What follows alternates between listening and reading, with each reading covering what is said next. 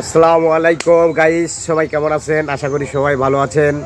যাই হোক, আমি অবশেষে চলে আসলাম ময়মনসিংহ ত্রিশাল বনগ্রাম বাজারে, ঠিক আছে। এবং বাজার থেকে আসলাম একটা গ্রামের ভিতরে।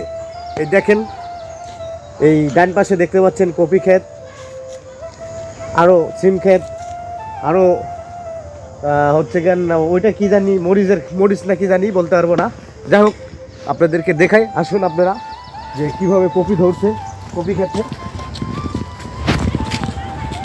এই যে দেখতে পাচ্ছেন, এটা হচ্ছে কেন কপি ক্ষেত, পাতা কপি কত সুন্দরভাবে ধরছে, এই যে দেখেন। যাই হোক, আমরা আপনাদেরকে দেখানোর চেষ্টা করব। টপ করে যান। হ্যাঁ, এই যে দেখেন, এটা হচ্ছে পাতা কপি। এই যে মাশাআল্লাহ মাশাআল্লাহ, অনেক সুন্দর হয়েছে। এই যে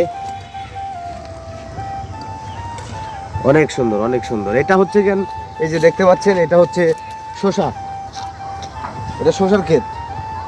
যাই হোক, এর ভিতরে পালং শাক, লাল শাক বুনছিল, লাল শাক উঠা, এবার আপনার শসা হয়েছে।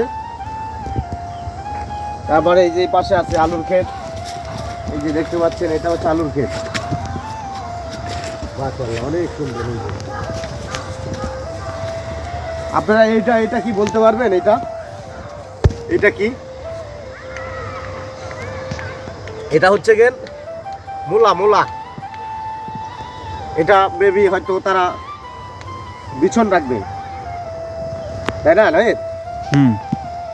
তার পাশে এই যে এই পাশে দেখাই দর্শকের, এই পাশে এই যে দেখা যাচ্ছে যে পেঁয়াজের ক্ষেত,